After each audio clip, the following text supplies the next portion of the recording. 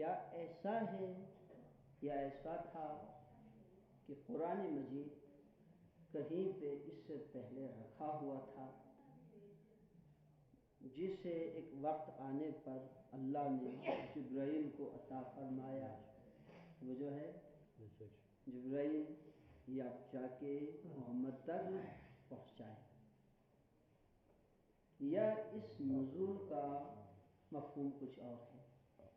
سب سے پہلے آپ ذہن میں رکھیں لفظ نزول، یہ جو لفظ نزول ہے قرآن مجید میں نزول قرآن کے حوالے سے دو لفظ بارہا استعمال ہوا ہے، ایک کو انزال، دوسرے کو تنزیل کہا جاتا ہے، یہ آپ ذہن میں رکھیں، انزال تنزیل۔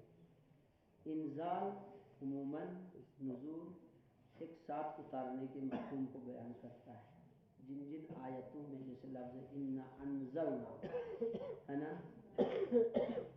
اس میں تنزیل آہستہ آہستہ اتارنے کو کہتے ہیں، ایک تو یہ کل والا مفہوم ہے۔ آج کا کیا ہے، خود لفظ نزول جو ہے اس کا جو مفہوم ہے وہ آپ سمجھیں تاکہ آپ کو نزول قرآن کا معنی سمجھ میں آ جائے، کیونکہ آپ نزول کا معنی سمجھیں گے تو پھر اس کے بعد ہے نا نزول قرآن، سب سے پہلے لفظ ہے نزول۔ اس چیز کو آپ ذہن میں رکھیں، لغت کے اعتبار سے لفظ جو نزول ہے یہ عربی زبان میں نزول کا لفظ تعالی کی ضد ہے، تعالی، تعالی، تعالو، یہ جو عربی کا لفظ ہے نا اس کا ضد ہے لفظ نزول۔ تعالو، تعالی، علو و بلندی کو کہا جاتا ہے، آپ ذہن رکھو۔ تعال جیسے ہم اللہ کے ساتھ یہ لفظ استعمال کرتے ہیں تو اس کا معنی بلند ہے، ہاں اس کا معنی لفظی معنی کیا ہے؟ تو تعال کسی چیز کا پستی سے بلندی کی طرف سفر کرنے کو تعال کہتے ہیں عام طور پر، جیسے آپ کسی کو نیچے سے اوپر آنے کو کہنا ہو تعال کہتے ہیں، نیچے سے اوپر آ جائے۔ اور لفظ نزول اس کی ضد ہے، سمجھ آ رہے ہیں نا؟ میں کوشش کر رہا ہوں اصطلاحات چھوڑ کے آپ کو مفہوم بیان کرنے۔ لفظ نزول اس کی ضد ہے لغت کے اعتبار سے۔ نزول کا معنی اس کا بالکل برعکس ہوگا، کیا ہوگا؟ ایک چیز کا بلندی سے نیچے کی طرف آنے کو نزول کہتے ہیں۔ نزول، انزال، تنزیل، ان معنوں میں استعمال ہوتا ہے ایک چیز۔ یہ تو عام معنی ہے جو عام طور پر انسانوں کو سمجھ میں آ جاتا ہے۔ اس میں دوسری چیز لفظ نزول، خود لفظ نزول مادی و غیر مادی دونوں چیزوں کے لیے استعمال ہوتا ہے۔ مادی چیز تو آپ سمجھ لیں ایسی چیزیں جو انسان حس سے، حواس سے ادراک کر سکتا ہے، مادی چیزیں کہا جاتا ہے۔ کوئی ایسی چیز جو آپ کو دکھائی دے، محسوس ہو، اس کا اوپر سے نیچے آنے کو بھی نزول کا لفظ استعمال ہوتا ہے۔ جیسے قرآن مجید کی سورہ انعام میں آیت نمبر 99 سورہ انعام میں انزل من السماء ماء، انزل کا وہی لفظ وہ جو ہے نا غور سے سنیں، آسان ہے۔ انزل من السماء ماء کہ اللہ نے آسمان سے پانی اتارا، اللہ نے آسمان سے پانی کو اتارا۔ یہ انزل مادی چیز کے نزول کو کہا گیا ہے، جو دکھائی دیتا، بارش ہے انسان کو محسوس ہوتا ہے نا، قابل حس چیزوں میں ہے، اس کے نیچے آنے کو لفظ انزال سے تعبیر کیا۔ ایک یہ لفظ انزال جہاں مادی چیز کے اوپر سے نیچے آنے کے مفہوم کو بیان کرتا ہے، وہاں پر بالکل اسی طرح غیر مادی چیزوں کے لیے بھی لفظ انزال استعمال ہوتا ہے، نزول کا لفظ استعمال ہوتا ہے۔ غیر مادی چیز میں بہت ساری چیزیں آتی ہیں، جیسے اس کو آپ سمجھ سکتے ہیں ایک اوپر والے درجے سے نچلے درجے تک آنا، اس کے لیے آپ کہتے ہیں ہاں وزیر اعظم نے فلاں آفیسر کو اپنے عہدے سے معزول کر دیا، یہ لفظ اسی سے نکلا ہے۔ یہاں ایک درجے کا ہے کہ ایک آفیسر اپنے درجے سے نیچے آ گیا یا فارغ ہو گیا، اس کے لیے بھی لفظ معزول استعمال کرتے ہیں نا، یہ وہی لفظ درجے سے نیچے کی طرف آ جانا۔ اب آپ دیکھیں یہاں پر ایک اس کی دوسری مثال یہ ہے، ایک درجاتی جو نزول ہے اس کے لیے بھی جہاں پر مادی نہیں ہوتا، وہ کسی کے درجے کسی کی عظمت سے اس کا مربوط ہوتا ہے۔ جیسے اس کی مثال ہے ایک بہت بڑا مجتہد آپ کی خدمت میں ہمارے خدمت میں تشریف لاتے ہیں، وہ اپنے ایک انداز عالمانہ طریقے سے گفتگو کرتے، ظاہر ہے ہمیں کچھ سمجھ میں آنا نہیں ہے۔ اگلے دن ہم اس سے درخواست کریں گے آپ مہربانی کریں تھوڑا سا عوامانہ سطح پہ آ کے گفتگو کریں تاکہ آپ کی بات عوام سمجھ سکے۔ اگلے دن وہ بیچارہ کوشش کرتا ہے، وہ پھر اپنے اصطلاحات چھوڑ دیتا ہے، وہ طرز عالمانہ چھوڑ دیتا ہے، فلسفیانہ گفتگو، وہ منطق دلائل کی گفتگو چھوڑ کر عوامانہ سطح پہ آ کے گفتگو کرتا ہے۔ یہ بھی ایک قسم کا کیا ہے؟ نزول ہے یا نہیں؟ یہ وہ ایک سٹیپ اپنے آپ کو اس نے نیچے لایا تاکہ عوام کے ساتھ اس کا ربط ہم آہنگ ہو سکے، اس کی بات عوام سمجھے۔ یہاں پر ہمیشہ سے یہ چیز ہوتا ہے، یہ ہوتا رہا ہے تاریخ میں، انشاءاللہ آگے حدیث ایک دو ہے میں آپ کو وہ بھی عرض کروں گا۔ یہ چیز آپ ذہن میں رکھیں، نزول کا ایک مفہوم یہ ہے، ایک مفہوم مادی چیز ہے، جیسے انزل من السماء ماء، اللہ نے آسمان سے پانی اتارا، یہ مادی چیز کے لیے۔ ایک ہے مادی چیز سے ہٹ کر درجے کے اعتبار سے، ہاں عالی مقام و مرتبے کے اعتبار سے نیچے سٹیپ پہ آتے ہیں۔ اس کی یہاں اب آپ توجہ کریں، یہاں پر قرآن مجید کے جو نزول کا معنی ہے یا جو نزول کا مفہوم ہے وہ کس معنی میں ہے؟ کیا وہ مادی اعتبار سے ہے؟ توجہ رکھو، یعنی یہ فرض کرو یہ قرآن ہے، اوپر منزل سے آپ نے نچلے منزل، اس اعتبار سے یہ مادی ہوگا نہیں ہوگا؟ سمجھ رہے ہیں؟ اس اعتبار سے یہ کیا ہے؟ مادی، دکھائی دے رہے ہیں، قابل حس ہے، یہ مفہوم ہے۔ یعنی فرض کرو قرآن ادھر سے نیچے زمین تک، آسمان سے نیچے زمین تک، لوح محفوظ سے نیچے زمین تک قرآن کا اس حیثیت سے سفر ہے تو یقیناً وہ مادی ہے۔ اگر یہ حیثیت نہیں ہے، یہاں نزول تو کیا، یہ تو اس میں تو شک نہیں، قرآن کی آیت ہے، ہاں اللہ نے قرآن کو نازل فرمایا، انا انزلنا فی لیلۃ القدر ہے، یہ تو شک نہیں ہے، نازل تو کیا۔ کیا ایسا ہے عرش پہ رکھا ہوا تھا لا کے فرش پہ رکھا، یہ نزول مفہوم مراد ہے؟ یا اس کا مفہوم وہ دوسرا پہلو غیر مادی ہے جو میں نے آپ کو سمجھانے کے لیے ایک جملہ بولا تھا؟ کون سا مفہوم مراد ہے؟ یہاں پہ آپ غور کریں، دقت کریں۔ اب آپ دیکھیں قرآن مجید کا نزول اس مفہوم میں کون سا ہے؟ یقیناً دوسرا جو مفہوم ہے وہ لفظ نزول کا، قرآن کے حوالے سے لفظ نزول کا دوسرا مفہوم ہے، دوسرا مفہوم میں آپ کو بتاتا ہوں۔ آپ اس چیز کو ہمیشہ ذہن میں رکھیں، جیسے مثلا ایک چیز ہوتی ہے کہ انسان جائے قرآن کی حقیقت کو درک کرے، انسان میں اتنی صلاحیت ہو کہ انسان ارتقاء کرے، انسان جائے قرآن کی حقائق کو کیا کر سکے؟ درک کر سکے۔ یہ آپ ذہن میں رکھو، گرچہ ظاہری طور پر جو قرآن ہے ہمارے پاس الفاظ میں ہے، یاد رکھنا یہ بہت ساری چیزیں ہیں جو آپ کے لیے نئی ہے، اس لیے شاید تھوڑا دقت ہو تو آپ اس کو محسوس نہ کریں۔ گرچہ ہمارے پاس جو قرآن ہے یہ الفاظ میں ہے، لیکن کیا واقعاً قرآن اسی الفاظ کا نام ہے؟ نہ، اب یہ چیز آپ کے لیے شاید مثلا میں آپ کو مثال دیتا ہوں۔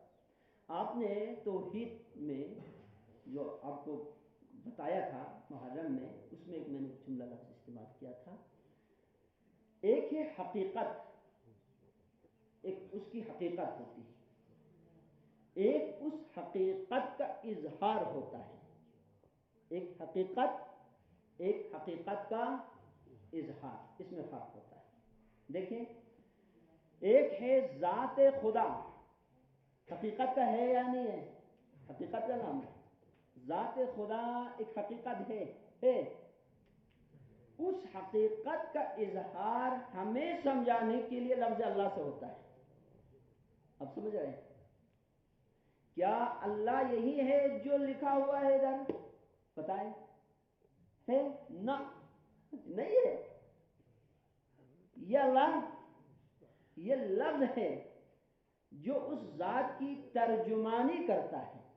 ایک لفظ کے ذریعے ہمیں اللہ کی حقیقت سمجھانے کی کوشش کی گئی ہے، جبکہ یہ لفظ ہمارا خدا نہیں ہے، نہیں ہے نا، نہیں ہے۔ اب دیکھیے، حقیقت اور الفاظ میں فرق کو سمجھے آپ پہلے، پھر آپ کو نزول قرآن کا مفہوم شاید آسانی سے سمجھ میں آ جائے گا۔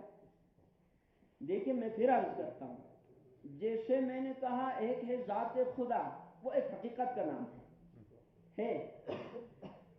ذات خدا آپ کو، مجھے، انسانوں کو سمجھانے کے لیے ایک لفظ کا اس کو ترجمان بنایا۔ یہ لفظ اللہ، یہ لفظ رحمان و دیگر الفاظ جو اللہ کے نام ہے، نام، صفات کے نام وغیرہ، یہ ذاتاً ہمارا خدا نہیں ہے، یہ الفاظ ہمارے خدا نہیں، یہ حقیقت کا ترجمان ہے۔ یہ الفاظ ہمیں ایک حقیقت کی طرف رہنمائی کرتا ہے، لے جاتا ہے، یہی ہے نا، یہی۔ بالکل اسی طرح ایک ہے قرآن، ایک ہے حقائق، ٹھیک ہے؟ حقائق، ان حقائق کے لیے یہ الفاظ ترجمان ہے۔ یہ الفاظ کیا ہے؟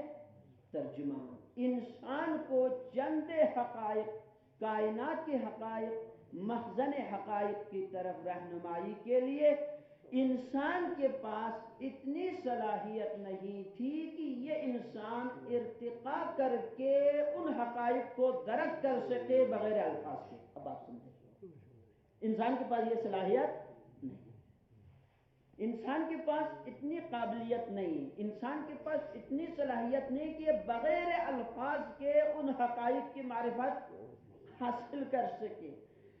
اس لیے اللہ تبارک و تعالیٰ نے ان حقائق کو انسان تک پہنچانے کے لیے، پھر اس انسان کو اس حقائق تک رسائی دینے کے لیے الفاظ کا بیچ میں واسطہ رکھا۔ یہ الفاظ جو ظاہری طور پہ قرآن دکھائی دے رہے ہیں، یہ الفاظ ہیں، لیکن یہ الفاظ انسان کو کہاں تک لے جاتا ہے؟ ان حقائق تک لے جاتا ہے جو خود حقیقت میں الفاظ نہیں ہے، جو خود حقیقت میں الفاظ نہیں۔ بات سمجھ آ گئی؟ صلوات پڑھیں محمد علیہ۔ اللہم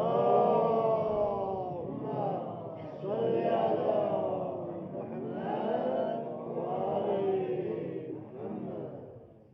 تو میں نے عرض کیا، اسی لیے آپ توجہ کریں، اسی لیے آپ توجہ کریں، کائنات واقعاً حقائق کا نام ہے، حقائق کا نام ہے، وہ الفاظ کا نام نہیں۔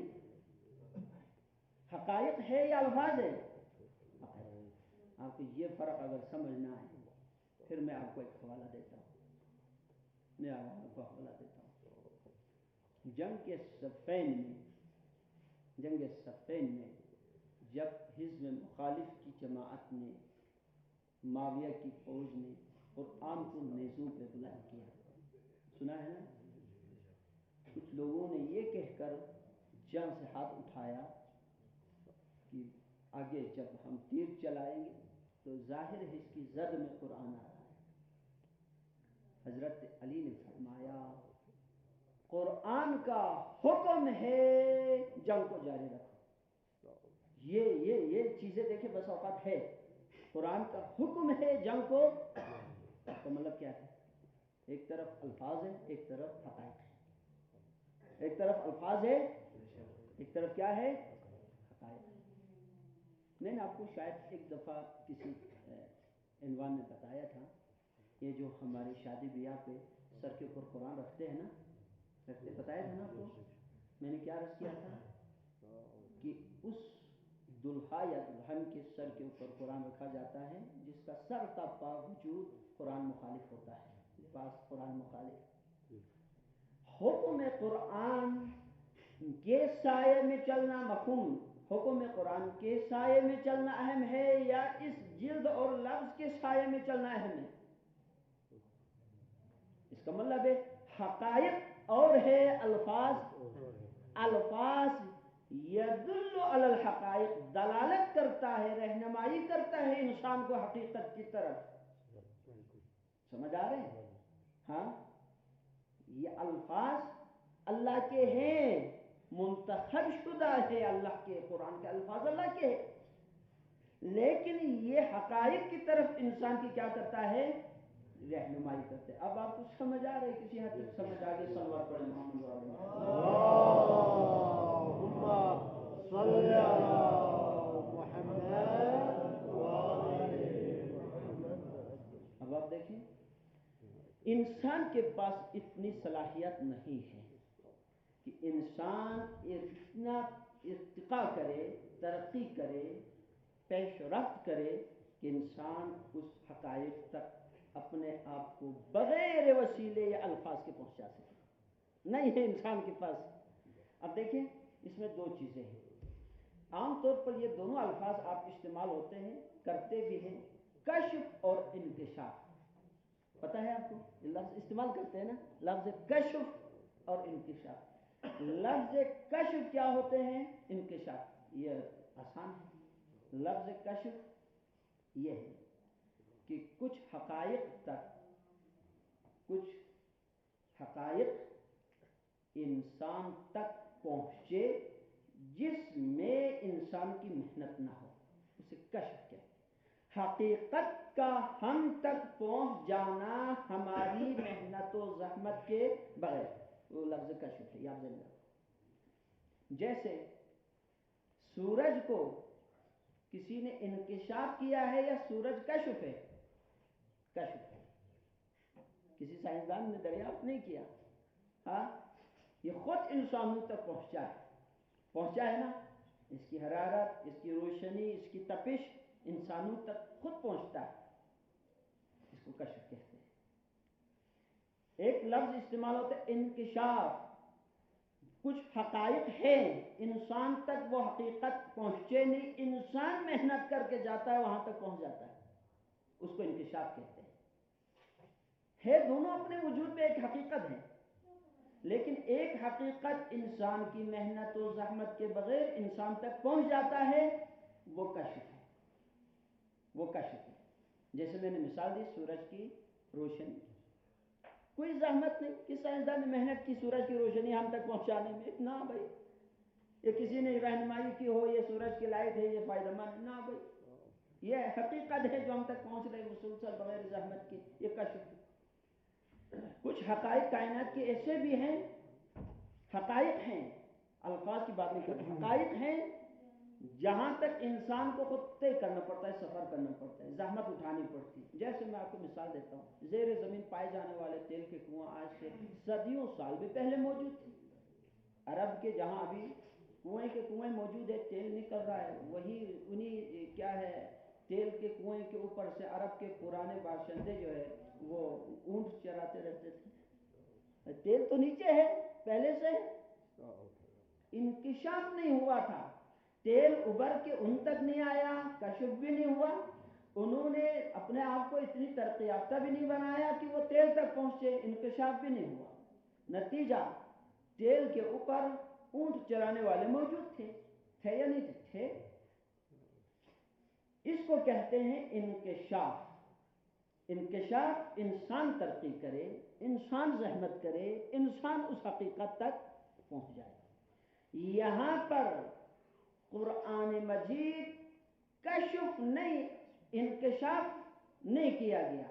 قرآن انکشاف نہیں ہے، قرآن کشف ہے، یعنی قرآن تک انسان کی رسائی، حقائق کائنات تک انسان کی رسائی میں انسان کی زحمت نہیں ہے، بلکہ رب نے اتارا۔ ایسے جیسے سورج کی کرنیں، روشنی کی جو کرنیں ہیں، سورج کی لائٹ ہے، یہ انسان کو بغیر زحمت کے، چونکہ اگر اسے انسان پہ چھوڑ دیا جاتا تو ممکن ہے نا قیامت تک انسان سورج کی روشنی ہی نہ دیکھے۔ ممکن تھا نہیں تھا؟ تھا۔ اس لیے کائنات کی کچھ حقائق ایسے ہیں جب تک رب کی مہربانی نہ ہو انسان ان حقائق تک پہنچتا ہی نہیں۔ اسی وجہ سے قرآن مجید کی ایک آیت موجود ہے، قرآن مجید کی ایک آیت موجود ہے، اس آیت کا مفہوم یہ ہے کہ تمہارے رب کا سب سے بڑا تم پر احسان یہ ہے کہ اس نے تم میں اپنا پیغمبر اتارا۔ رب ویسے احسان چڑھاتا نہیں ہے، جتلاتا نہیں ہے، سمجھ آ گیا؟ لیکن اس جگہ پہ کہا رب کا احسان یہ ہے تمہارا، کیا ہے کہ اس نے تمہاری طرف کیا بھیجا؟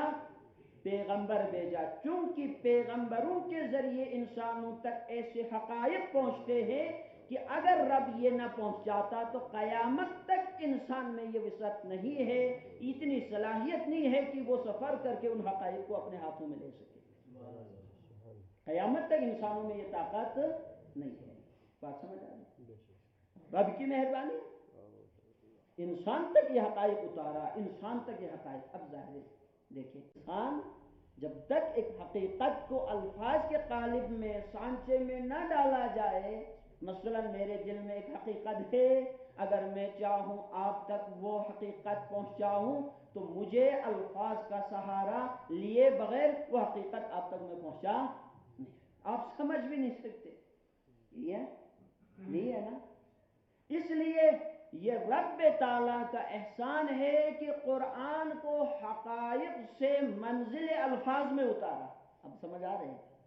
حقائق سے منزل الفاظ میں اتارا، یہ قرآن کے نزول کا پہلا درجہ ہے۔ نزول قرآن کا درجہ اول کیا ہے؟ حقائق کو الفاظ میں اتارنا، حقائق کو الفاظ کے سہارا دے کر اپنے بندوں کے لیے قابل فہم بنانا، یہ پہلا درجہ ہے نزول قرآن کا۔ صلوات پڑھیں محمد۔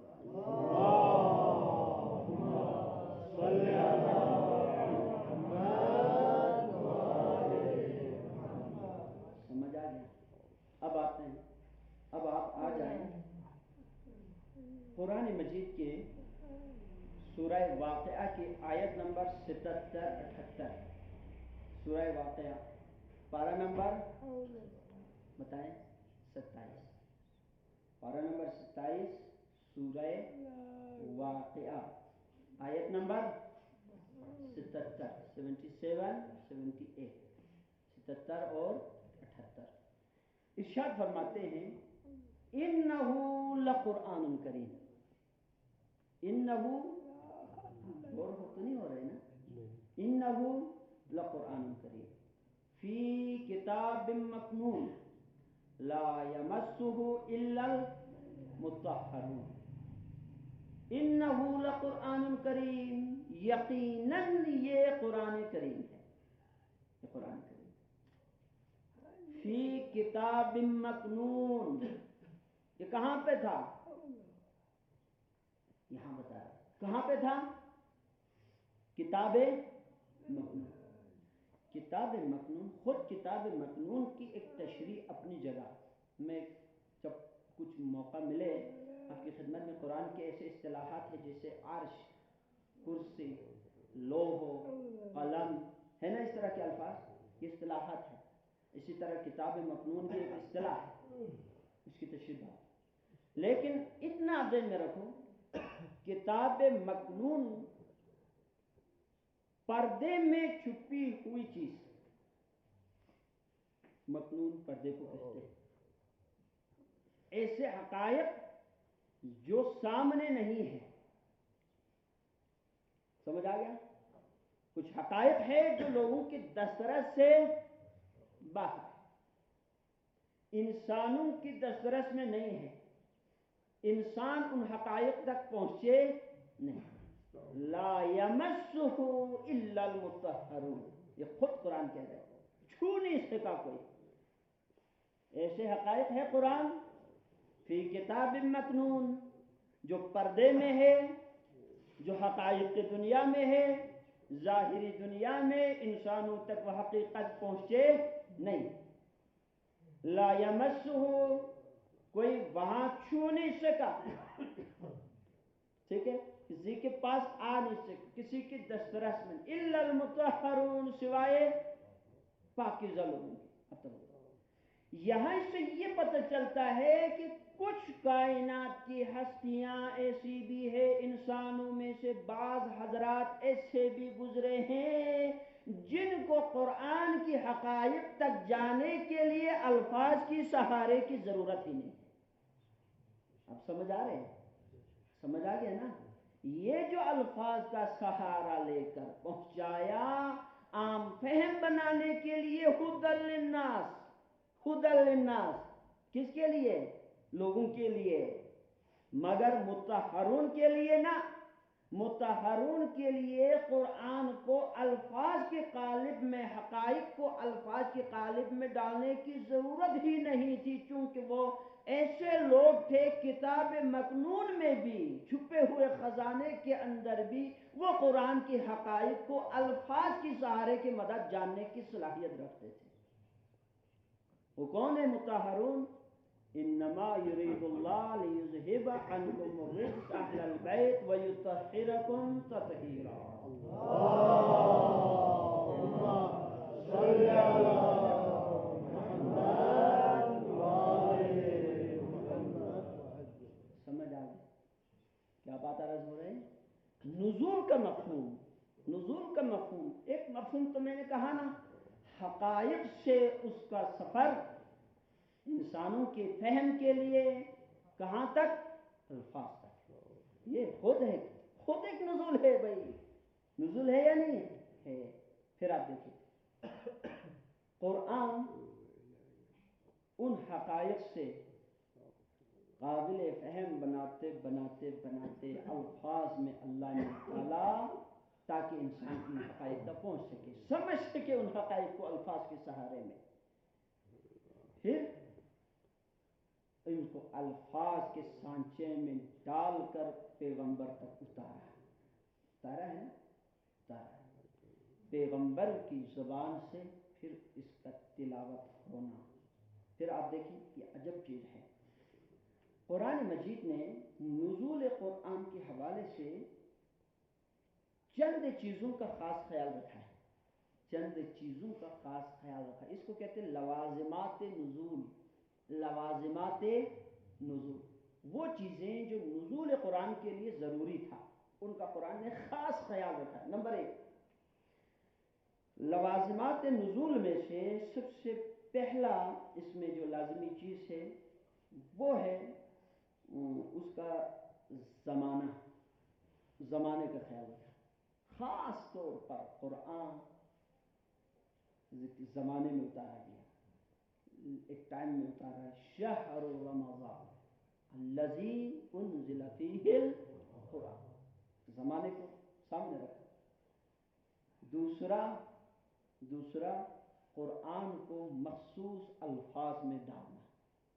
یہ جو الفاظ قرآن ہے نا، یہ خود ایک اپنی جگہ انتخاب خدا ہے. یہ آپ ذہن رکھیں، یہ خود انتخاب خدا. یہ آگے آنے والے دنوں میں آپ کی خدمت میں عرض کروں گا. قرآن معجزہ ہے، رسول اللہ کے معجزوں میں قیامت تک زندہ رہنے والا معجزہ قرآن مجید ہے.